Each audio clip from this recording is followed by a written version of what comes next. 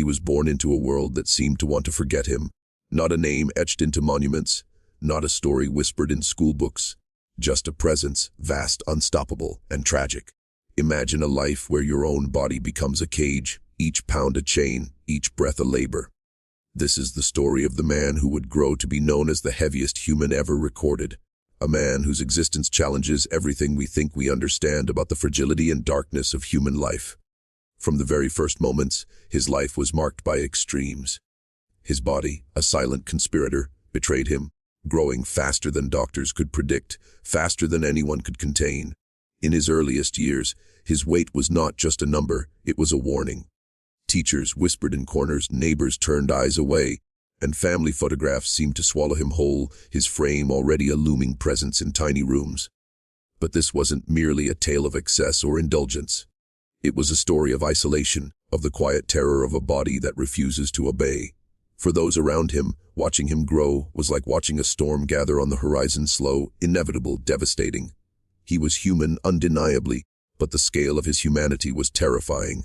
By the time he reached adolescence, the patterns of his life had been set. Food became more than nourishment, it became obsession, escape, and eventually a cruel tether that bound him to a destiny he had no control over. Every bite, every choice carried weight, literally and figuratively, that few could understand. And while the world outside often recoiled or laughed, he was trapped inside a prison of flesh, each step a battle, each breath a reminder of limits pushed beyond reason. Yet, behind this tragic escalation, there lingered a shadow, the history of a family, a lineage, and a society that both created him and condemned him, a mirror to the deepest fears of human vulnerability. This is a story not just of weight, but of secrecy, hidden in medical files, in whispered conversations, in the photographs that never made the newspapers, are truths that are as unsettling as the numbers themselves. Because when we peel back the layers of his life, we find more than a man trapped by his own body. We find echoes of a culture fascinated with spectacle, obsessed with extremes, and willing to let suffering become entertainment. By the end of this journey, you won't just remember his weight, you'll remember the invisible chains that bound him, the society that watched silently, and the haunting questions that remain about the cost of human fascination. He wasn't just a man growing larger than life, he was a story written in inches and pounds, each one a silent scream that no one seemed to hear. His childhood home, modest and unremarkable to outsiders, became a chamber of quiet horror, where each meal carried both comfort and doom. There were no sinister plots, no outward cruelty, only the slow, inexorable march of a body outpacing the world's ability to understand it. Friends drifted away, playgrounds became battlefields, and even love was measured in impossibilities. He existed in a space between pity and fear, a man whose presence forced people to confront something they rarely wanted to see, human fragility taken to the extreme. Doctors spoke in hushed tones about the genetic anomalies that haunted him, whispers of hormones, metabolic syndromes, and family histories that hinted at a curse no one could name. They watched as his body grew heavier, his organs straining under the relentless weight, his heart pounding a rhythm too loud to ignore. And yet medical charts and prescriptions were mere paper shields against the reality he faced. Every pound was a milestone and a warning, a number that climbed inexorably toward a fate that no one could reverse. His life became a study in inevitability, a slow-motion tragedy where each day brought new challenges, each step required strategy, and every glance from a stranger reminded him, and the world, that he was different, profoundly so. At school, he became both legend and ghost. Children whispered about him in corridors, parents feared for his health, and teachers often didn't know how to help him. He was too big for the desks, too heavy for the swings, too aware of the stares that followed him like shadows. Yet, beneath the spectacle lay a boy who simply wanted to exist without judgment, who wanted the ordinary things that his body denied him: friendship, acceptance, and freedom from the relentless scrutiny of a world fascinated by extremes. And as adolescence pressed forward, his size became more than a medical curiosity. It became a psychological hap. He learned quickly that invisibility could only be achieved by retreat, that the fewer people saw him, the safer he might feel. By the time he reached young adulthood, he had already passed thresholds most people couldn't imagine. Doors had to be widened, beds reinforced, chairs discarded. And while the outside world often gawked at the spectacle of his size, few understood the private terror of living inside a body that betrayed him daily. The simplest actions, a walk down a hallway, a turn in a narrow room, were exercises in endurance. Yet he endured, because what choice did he have? To exist was to navigate a world not built for him, to survive in a body that grew faster than mercy, faster than understanding, faster than hope. As his body continued its relentless expansion, the world around him began to bend under the weight of his existence.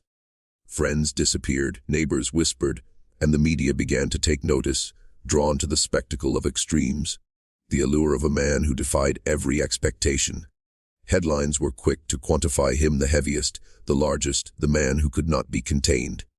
But behind the numbers, behind the photographs and the fleeting attention, lay a human being trapped in a labyrinth of flesh and despair. Each article, each interview, each moment of public scrutiny carved deeper into the fragile shell of his privacy, leaving scars no scale could measure. His family, too, bore the silent consequences of his life. They lived in a house shadowed by both love and inevitability, caught between devotion and helplessness. Meals became logistical operations, hallways required careful planning, and even simple acts of daily life became orchestrated with painstaking precision. And yet, despite the enormity of the challenge, there was a strange intimacy in their shared struggle. Love took on a heavier, more complicated meaning, care that exhausted as much as it nourished, devotion that comforted as much as it suffocated. In their eyes, he was a son, a brother, a human, but in the eyes of the outside world, he was an anomaly, a cautionary tale, a living exhibit. As the years passed, the physical toll became impossible to ignore. Mobility waned, sleep became difficult, and breathing itself turned into a battle. His weight, once a number that intrigued and fascinated, became a weapon against him, a relentless force that dictated every action. Every attempt to intervene, medical advice, diets, even surgery, bumped up against the unyielding reality that his body had become its own ecosystem, resistant to control, indifferent to intervention. There were victories, small ones, moments when he could move a little further, stand a little longer, breathe a little easier, but they were fleeting, always overshadowed by the oppressive gravity of what was to come. And yet, amid the darkness, there were fleeting glimpses of humanity's strange resilience. Friends who stayed, moments of laughter that defied circumstance, and the small, stubborn desire to be seen not as a spectacle, but as a person. But the tension between private humanity and public fascination never eased, creating a life lived on a knife's edge between compassion and cruelty, between awe and horror. He became a mirror, reflecting society's fascination with extremes, its discomfort with vulnerability, and the quiet cruelty of watching without intervening. It was around this time that the world began to realize the deeper consequences of his existence. Not just the physical, but the psychological. Isolation became his closest companion. Rooms, once filled with laughter and conversation, now echoed with the hollow sounds of limitation. Friends could no longer visit without navigating complex obstacles, and even simple outings became near impossible feats. The very act of living had transformed into a series of calculated maneuvers, each step measured against the growing risk of collapse or exhaustion.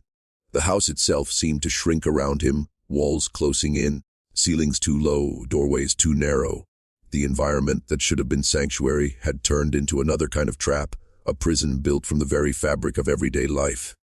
Depression, anxiety, and fear grew alongside his weight. Doctors warned of heart failure, diabetes, and other chronic conditions, but the true danger lay not in the charts. They lay in the quiet despair of a man who could no longer trust his own body. The mind, once free to imagine and explore, now labored under the crushing weight of limitation. He became acutely aware of every glance, every whisper, every shock of the public eye. Curiosity turned into intrusion, and fascination became a psychological burden that few could comprehend. His humanity was often forgotten. The world saw only an extreme, a spectacle, a number too large to process without discomfort. At this point, public fascination reached a fever pitch. Television crews arrived, journalists sought interviews, and the story of the world's heaviest man became a topic of conversation in homes across the country. But for those closest to him, this attention was a double-edged sword. It was validation of his struggle, acknowledgement that he existed and mattered, but it was also a reminder that privacy, dignity, and normalcy were luxuries he could no longer afford. Every photograph, every camera lens felt like an invasive eye, reducing the complexity of his existence to a single sensational narrative. The tragedy of his life was amplified by the desire of others to consume it. And yet, amid the unrelenting public gaze, there were moments of fragile beauty.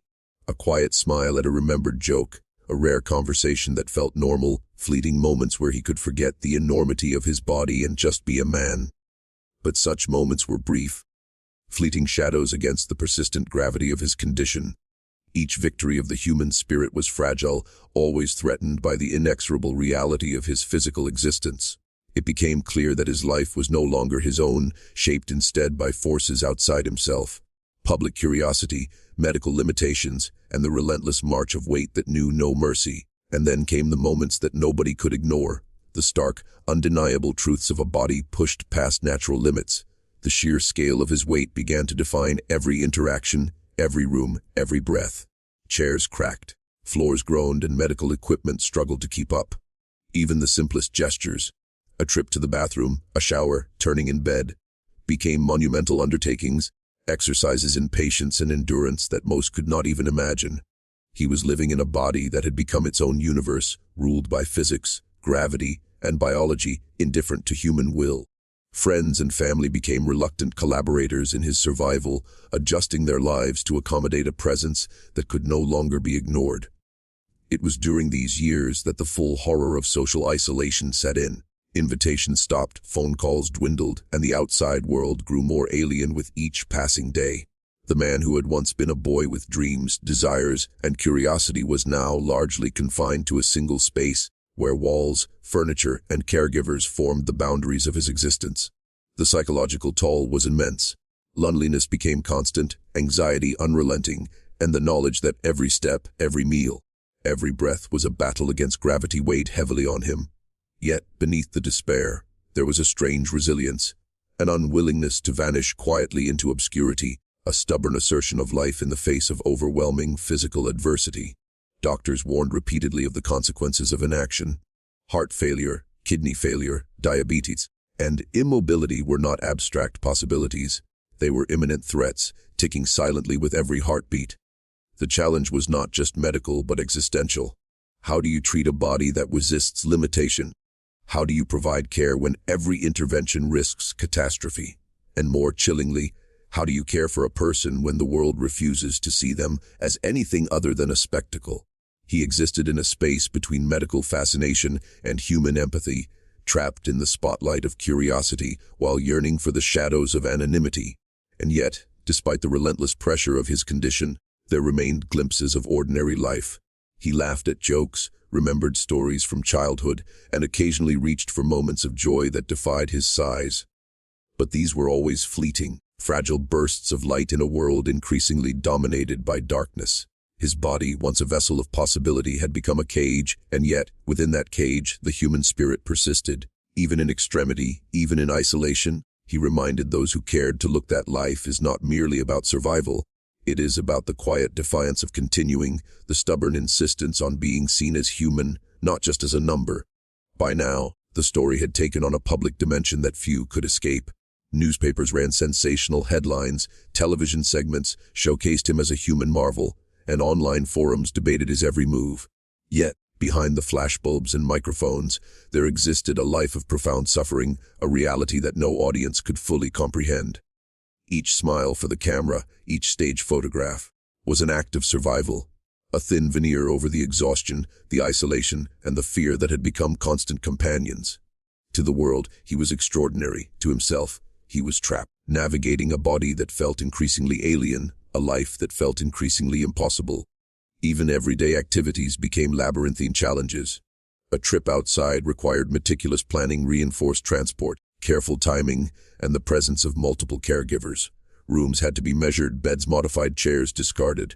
Every movement was calculated, a strategic negotiation with gravity, weight, and the limitations of flesh. And while some moments of independence remained, they were fragile victories, easily undone by the sheer magnitude of his condition. He existed at the intersection of human will and physical inevitability, a place few could imagine and fewer still could endure. The psychological weight was equally profound. Isolation, embarrassment, and the constant awareness of public scrutiny shaped his interactions and self-perception. Depression deepened, punctuated by moments of fleeting connection that reminded him of what he had lost, or perhaps never fully had. His family, devoted and tireless, carried both practical and emotional burdens, becoming an essential part of his fragile ecosystem. Yet, even with their support, the shadow of despair was ever present, a constant reminder of the cost of being seen as both human and anomaly, a living paradox that society could neither fully understand nor fully accept. It was during these years that he became a mirror for society's darkest fascinations. People were drawn not to his humanity, but to the spectacle of his size, the extremity of his condition, and the tragedy of a life stretched to unimaginable proportions. Every camera lens, every headline, every whisper of curiosity chipped away at the privacy he craved. He had become both a cautionary tale and an object of intrigue, a man whose very existence forced uncomfortable questions. How much suffering is entertainment? How much fascination is cruelty? And at what point does the observer become complicit in the tragedy they consume?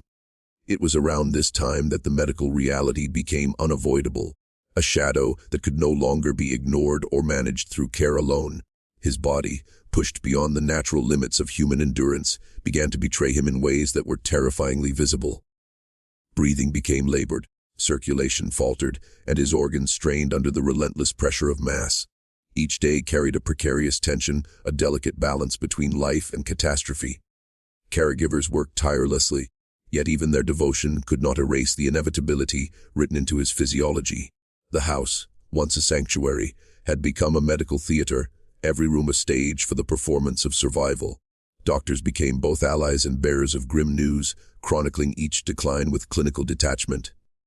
They measured weight gain, monitored blood pressure, evaluated cardiac function, but behind each statistic was a man whose existence defied the simplicity of numbers. He was more than a diagnosis, more than a medical marvel, and yet the world often saw only the extremes. The spectacle, the story reduced to a figure on a scale. It was a cruel paradox, extraordinary attention on one hand, profound neglect of his emotional and psychological needs on the other. In many ways, he had become both the subject and the prisoner of his own legend. Isolation deepened. The public fascination that once seemed distant now encroached into every corner of his life. Calls for interviews, offers of medical interventions, and the relentless curiosity of strangers became impossible to ignore. Every interaction carried the weight of scrutiny, every smile the effort of a man who had long since learned to mask fear with compliance. Yet, despite the exhaustion, despite the limitations, there were moments of quiet resistance. Small, personal acts asserting his humanity. A book read, a conversation cherished, a memory recounted. These acts were fleeting but potent reminders that, even in extremity, the human spirit can cling to dignity and selfhood. And still, the inevitability loomed. The man who had grown beyond all measures of human expectation had become a living testament to both resilience and tragedy. Each breath, each movement, each fleeting moment of connection carried a profound weight. Not simply physical, but psychological, social, and emotional. A layered tapestry of suffering and defiance. In understanding his story, we confront uncomfortable truths about human fascination, the fragility of life, and the darkness that can hide behind numbers, statistics, and public spectacle. His life was not just extraordinary, it was a cautionary mirror reflecting society's obsession with extremes, the silent complicity of observers, and the haunting cost of being too visible, too human, and too trapped within a body that would not relent. By this point, his life had become a story of inevitability, a slow descent shaped by forces both internal and external.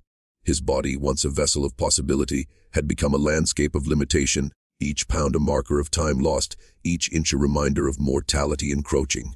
Even with the tireless care of family and professionals, the fragile equilibrium of his existence was under constant threat. Falls, infections, and organ failure were no longer distant possibilities. They were daily concerns lurking behind every meal, every movement, every breath. Life had become a sequence of calculated risks, a precarious dance with gravity and biology that few could imagine and even fewer could endure. The psychological weight of this reality was immense. Isolation, humiliation, and the awareness of public attention intensified his suffering. He had long ago learned that the world could not seem as anything but extreme, and that the spectacle of his body would always overshadow the man within. Friends dwindled, social interactions became complex negotiations, and even the simplest pleasures, books, music, conversations, were shadowed by the knowledge that his life was under constant observation. And yet, despite this relentless pressure, he clung to fleeting moments of normalcy, small victories that asserted his humanity against the oppressive weight of circumstance. Medical interventions became increasingly urgent, but each solution carried risks. Surgeries were difficult, recovery grueling, and success uncertain. Medications could help manage symptoms, but could not reverse the trajectory of a body that had grown far beyond what human physiology could endure. The caregivers, though devoted, were constantly forced to navigate the fine line between intervention and disaster, their every action heavy with consequence. And in this environment, even the most intimate acts of care, feeding, bathing, moving, were fraught with tension, revealing the fragile interdependence that defined his daily existence. And yet, amid this mounting despair, there remained moments of haunting clarity. He understood, perhaps better than anyone, the gaze of the world upon him, the mixture of fascination, pity, and judgment.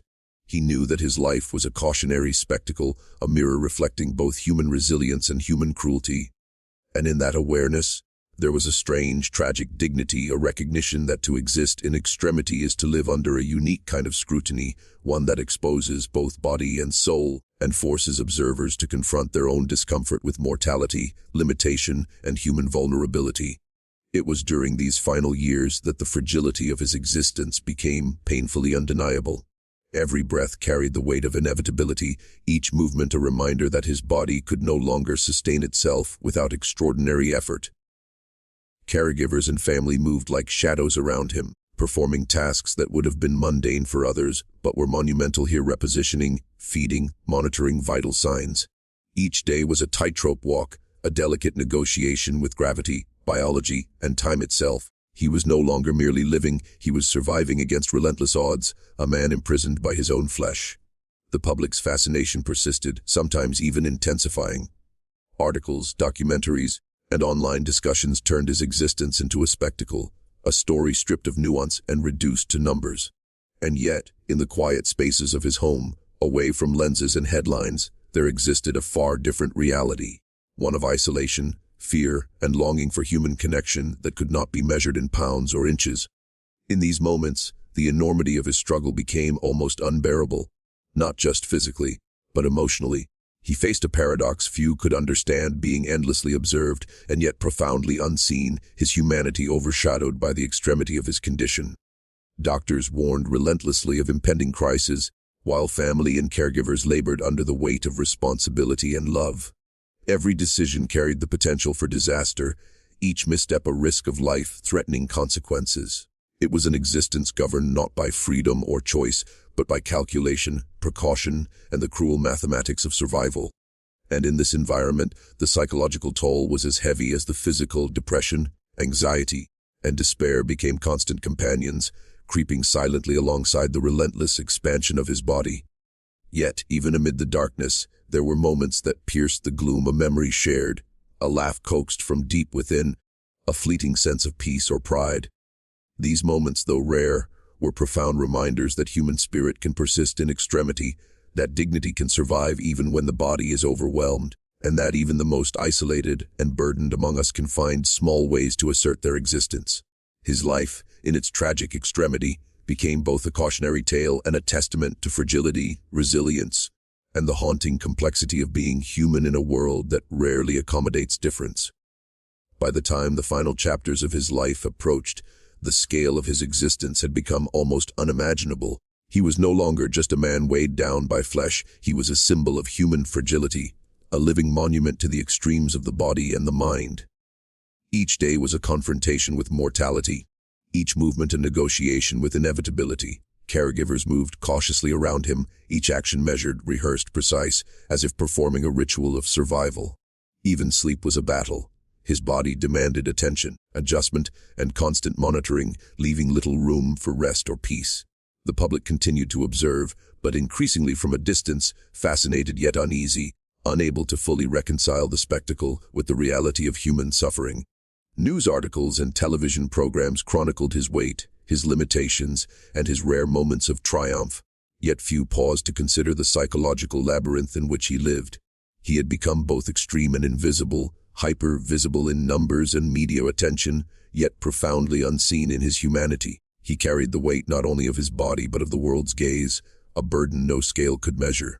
Medical interventions became ever more urgent, yet increasingly precarious. Surgery, medications, and constant care were necessary, but none could reverse the relentless trajectory. Every day carried the tension of fragile equilibrium. One misstep, one lapse in monitoring, could result in catastrophe. And yet, within this precarious balance, he continued to assert himself in small, quiet ways. A smile at a visitor, a whispered recollection of childhood, a fleeting joke. These acts became profound gestures of defiance against a life constrained by extremes. They were reminders that even in extremity, the human spirit resists erasure.